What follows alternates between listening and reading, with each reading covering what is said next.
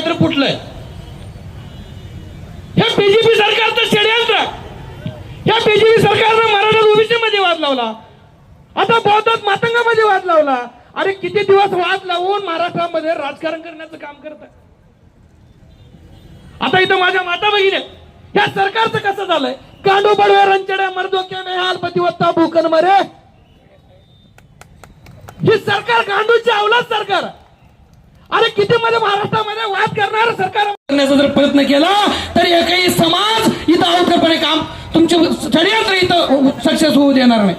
वर्गीकरणाचा वाद तुम्ही निर्माण केलेला, एकमेकाला विचाराची लोक करतात, त्याच्याशिवाय दुसरं कोणी करू शकत नाही. या महाराष्ट्र शिवशाहू फुले आंबेडकरांचा महाराष्ट्र, त्या विचारावरती चाललं तरी सरकार चालणार. सरकार सध्या हुकुमशाहीकडे चाललेला, सरकारला सर्वसामान्याचं काही देणं घेणं राहिलेलं नाही.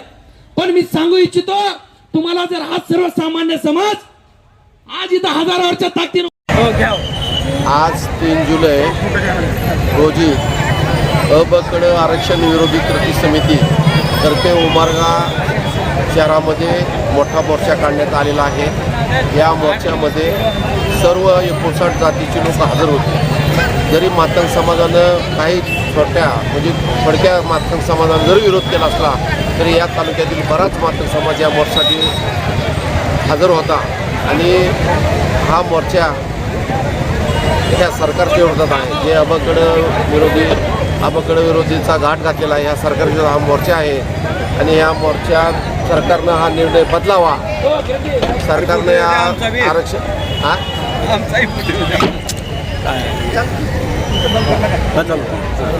अबकड आरक्षण रद्द करण्यात यावं म्हणून हा मोर्चा या उमरगा शहरात काढण्यात आलेला आहे.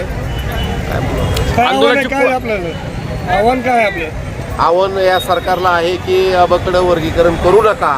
हे आमच्या भावाभावात जे चाललेलं आम्ही सर्व या महाराष्ट्रामध्ये मार मांग घोर चामार या 59 जाती गुन्ह्यागोविंद नांदत आहोत, एकत्र राहत आहोत. ज्या ज्या ठिकाणी अन्याय होत आहे आम्ही मोठी भावाची भूमिका बजावत आहोत. या तालुक्यामध्ये मातंग भावाला आम्ही न्याय देण्याचा प्रयत्न करीत आहोत. परंतु या ठिकाणी आपण जो या सरकारला माझी नम्र विनंती आहे की आपण हे अबकड आरक्षण होऊ नये यासाठी आपण प्रयत्न करावा, थोडं बोलतो. आणि जे आंदोलनाची पुढची रणनीती काय आपली, जर आपण अबकड वर्गीकरण करीत असाल तर आम्ही या तालुक्यातून या जिल्ह्यातून मोठं आंदोलन करणार आहोत. रस्त्यावर उतरणार आहोत, प्रत्येक गावात आम्ही उतरणार आहोत. आणि या आंदोलनात सर्व गावातून लोक आले. जे समाज बांधव आंदोलनामध्ये सहभागी झाले अशा समाज बांधवांना आपलं काय आव्हान असेल पुढील काळात? जे समाज बांधव उभं राहिलेले आहेत, आंदोलन आलेले आहेत, हे समाज बांधव काय गाड्या घोड्या वगैरे घेऊन आलेले नाहीत.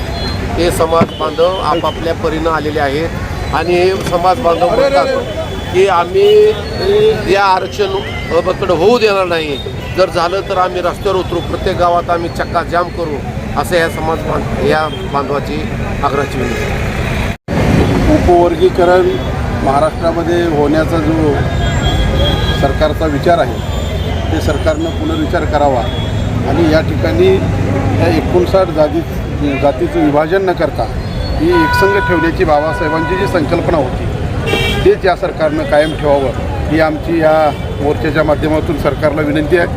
कसल्याही पद्धतीनं उपवर्गीकरण केलं तर फाटे फुटतील. आणि म्हणून आम्ही सर्व या तालुक्यातून जो मोर्चा काढून सरकारला आम्ही विनंती करतो आहे की येणाऱ्या काळामध्ये सुद्धा हेच आरक्षण अबाधित राहावं, अशाच पद्धतीचं संघर्ष याही पुढच्या काळामध्ये करू.